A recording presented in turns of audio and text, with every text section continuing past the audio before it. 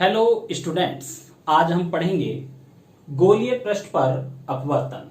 ठीक है, माना कोई ए बी एक गोलीय पृष्ठ है। ए बी एक गोलीय पृष्ठ है जिसका वक्रता केंद्र सी है और वक्रता त्रिज्या कैपिटल आर है। ठीक, माना कोई इसके मुख्य अक्ष पर कोई वस्तु बिंदु ओ पर रखी है और जो आपका गोलीय पृष्ठ है इसके बाहर का जो माध्यम है या वातावरण है उसका अपवर्तनांक n1 और इस गोलीय पृष्ठ के पदार्थ का अपवर्तनांक n2 है। ठीक, माना कोई वस्तु इसके मुख्य अक्ष के बिंदु O पर रखी हुई है जिससे कोई प्रकाश किरण ON चलती है और इस गोलीय पृष्ठ के बिंदु N पर आपतित होती है, जो अपवर्तन के पश्चात इसके मुख्य अक्ष I पर वस्तु O का प्रतिबिंब I बनाते हैं। ठीक, ये तो हो गया इसका किरण आरेख किस तरह से। अब हम थोड़ा सा इसका त्रिकोणोमेट्री जो इसका फॉर्म है वो देखेंगे। इसमें अगर देखा जाए, मान लिया कि ये जो आपका गोलीय पृष्ठ है, ये इसकी जो मोटाई है वो बहुत ही कम है, तब ठीक इस तरह से यहां से हम क्या कर लेंगे, ये जो मोटाई कैसी है, बहुत ही कम है, नगण्य है। तो इसमें हम देख रहे हैं जो इसकी त्रिकोणोमेट्री है उसके बारे में बात करेंगे। यहां आपको दिखाई दे रहे होंगे कि डिफरेंट टाइप के या डिफरेंट साइज के क्या बन रहे हैं, डिफरेंट साइज क्या बन रहे हैं, एंगल बन रहे हैं। किसके साथ, क्या कह सकते हैं, ट्राइंगल बन रहे हैं एक तरह से। ठीक, मुख्य अक्ष के साथ एक पहला ट्राइंगल यहां है, पहले हम इसी की बात करेंगे। ठीक, ओके। ठीक, अब हम बात करते हैं जो मुख्य अक्ष के साथ इसका एंगल है, कितना है, एंगल कितना है, NOM। इसकी लेते हैं टेंजेंट, टेन वैल्यू बराबर कितनी आ जाएगी, वही क्या था, लाल बटे कक्का से, लाल बटे कक्का से क्या हो जाएगा, लंब बटे आधार। तो लंब है इसका MN बटे आधार कितना है, MO। ठीक, आधार कितना है, MO। अब दूसरा इसका एक और आपको ट्राइंगल नजर आ रहा होगा, यहां ये वाला, और आधार के साथ बना कोण कहां बनना होगा, यहां C के पास। ठीक, तो कितना होगा वो कोण, कितना है, कोण NCM। ठीक, इसकी भी टेंजेंट बराबर MN जो लंब है और इसका आधार कितना है, कितना हो जाएगा यहां MC। ठीक, MC। अब एक और इसमें तीसरा है, ये इसका ये 2 था, ये 3। इसी आधार के साथ, इस आधार के साथ तीसरा ट्राइंगल आपको दिखाई दे रहा हो, कौन सा है, ये NMI।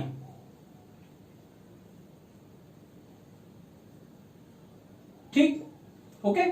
अब इसके लिए क्या, इसकी टेंजेंट कितना आएगा एंगल के साथ, जो मुख्य अक्ष के साथ एंगल है वो है इसका NIM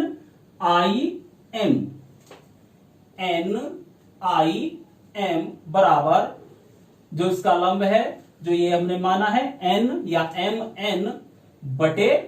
MN बटे कितना, MI। ठीक, ये तो आ गए इसके साथ में, जो इसके जो मुख्य अक्ष के साथ जो आपके कोण आपने निकाले हैं। एक यहां से निकाला है, कौन सा, NOM, दूसरा NCM, ठीक, और तीसरा NIM। ठीक, ये वाला तीसरा। अब आप देख रहे होंगे कि यहां जो आपका इस जो वक्रता केंद्र C से है, जो इसके ऊपर आपने इसे खींचा है, इसको अगर आगे की ओर बढ़ाते हैं तो ये आपतित किरण और इस जो इसका वक्रता केंद्र यहां से एक तरह से जो खींचा हुआ जो लंब है, जो इस पृष्ठ के ऊपर आपको ध्यान आ रहा होगा, कुछ इस तरह से खींचते हैं, ये I और यहां से फिर R, बिल्कुल सेम वही है। तो ये वाला जो पृष्ठ, ये मान लिया हमने कहां है हमारा, इसमें C के साथ में। ठीक, C के साथ है, ओके। करते हैं, जो ये आपका एक ट्राइंगल है, कौन सा, NOC। इसका एक बहिष्कोण है आई, जिसकी अभी हमने बात करी थी। आई क्या था, एक तरह का आपका कोण। तो वो बहिष्कोण कितना होगा, ट्राइंगल एन ओ सी से आई क्या है आपका, से जहां आई बराबर बहिष्कोण। ठीक, बात क्लियर है। जो आपका बहिष्कोण है कितना आएगा, तो आई बराबर कितना, आई बराबर 10 angle of N O M minus sorry plus 10 angle of कितना, एन एन सी एम। इसकी वैल्यू रख देंगे, आई बराबर कितना आ जाएगा, एम एन बटे M O plus M N बटे एम सी। ठीक है, इसे समीकरण 1 बना लो। अब इसी प्रकार अब हम बात करेंगे जो इसमें एक कोण बन रहा है आई, जैसे भी देखा था वो क्या होता है, एक तरह का आपका अपवर्तन कोण। आई बराबर सॉरी आर, ये वाला, ये क्या, आर बराबर, आई की हम बात कर चुके हैं आपतन कोण की, अब किसकी बात करेंगे, आर की। आर, तो आर बराबर कितना होगा, 10 N C M minus 10 N angle N I M.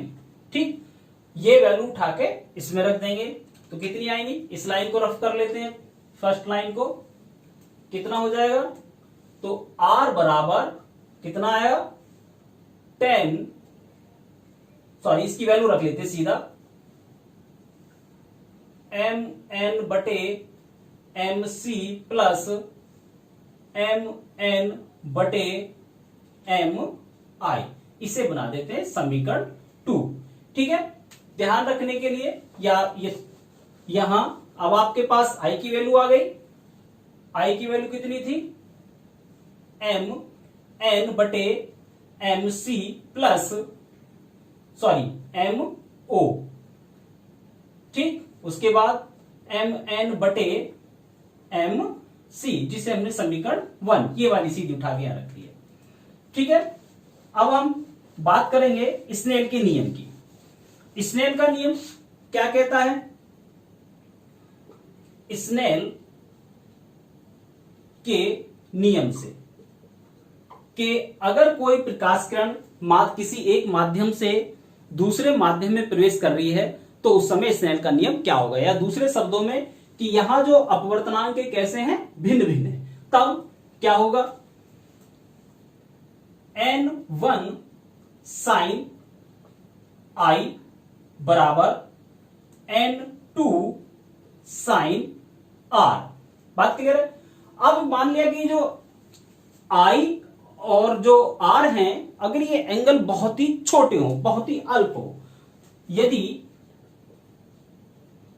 Sign आई तथा साइन आर का मान बहुत कम हो या बहुत ही अल्प हो, बहुत कम हो, तब कितना होगा, n1 आई बराबर n2 आर। ठीक, ये निकल के आया, इसे हटा दें यहां से। ठीक है, जो हमें काम की चीजें सिर्फ हम वही रख रहे हैं अभी फिलहाल। ठीक, तो कितना हो जाएगा, यहां कितना आ गया, n1 आई बराबर n2 आर, इसे बनाते हैं समीकरण 3। अब क्या करेंगे, समीकरण जो आपकी इक्वेशन 3 आई है, समीकरण 3 में आई तथा आर के मान रखने पर ठीक है, आई तथा आर के मान रख दो इसमें, तो n1 आई कहां है, ये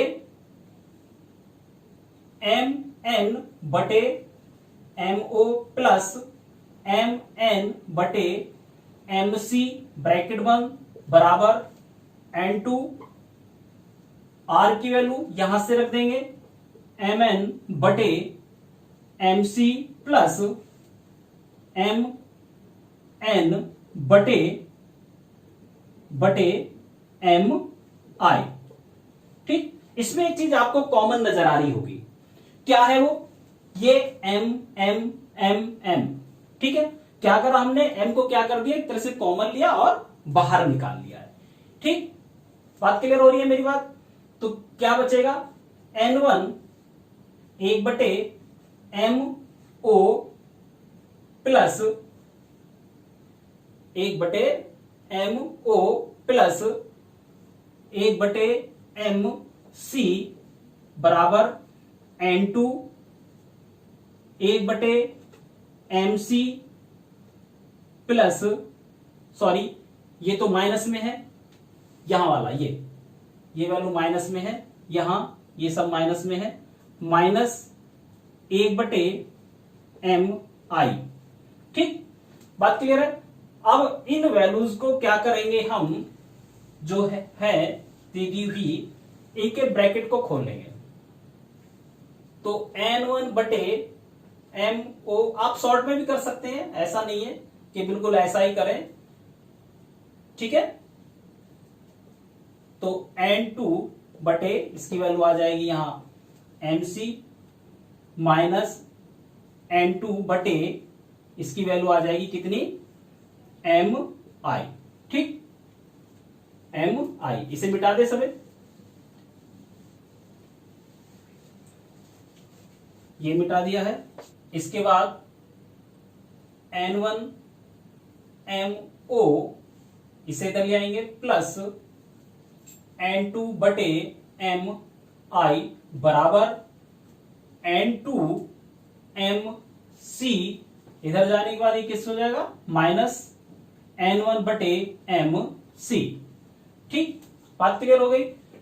यहां इनकी अब आपके पास इस तरह का एक रिलेशन बन गया है। अब इसमें जो वैल्यूज हैं उन्हें रखते हैं।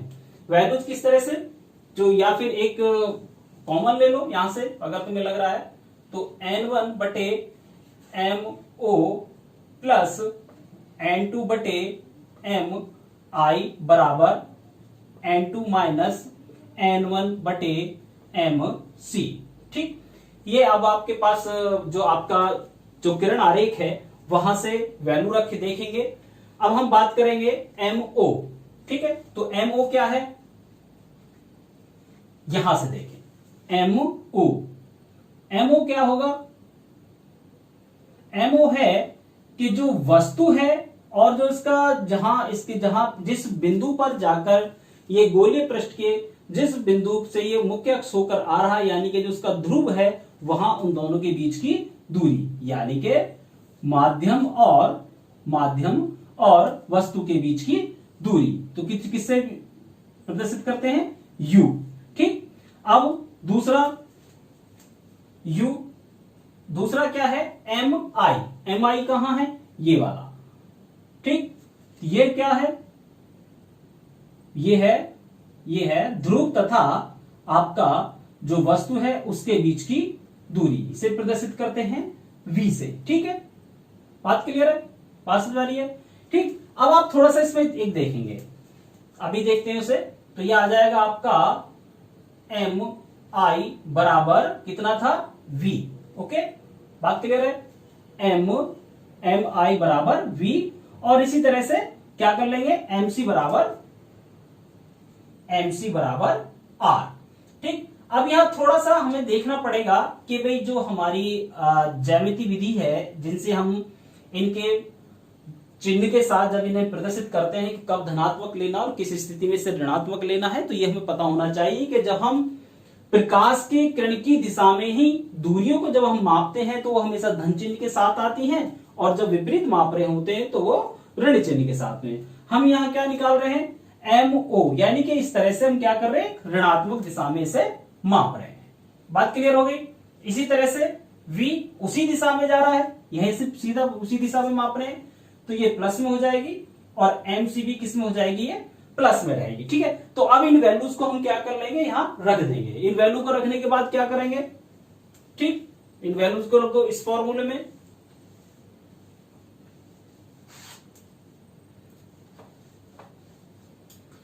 क्या आएगा, N1 बटे MO की जगह माइनस U प्लस N2 बटे MI की जगह प्लस का V बराबर N2 माइनस N1 बटे ये कितना है MCR। ठीक, ये आपका जो नया जो वैल्यूज आ रही है रखने के बाद ये है ये N2 बटे V माइनस N1 बटे U बराबर N2 माइनस N1 बटे R। यही आपका गोलीय पृष्ठों पर या गोलीय पृष्ठों के द्वारा जो अपवर्तन हो रहा है उसके लिए सूत्र है। ठीक है।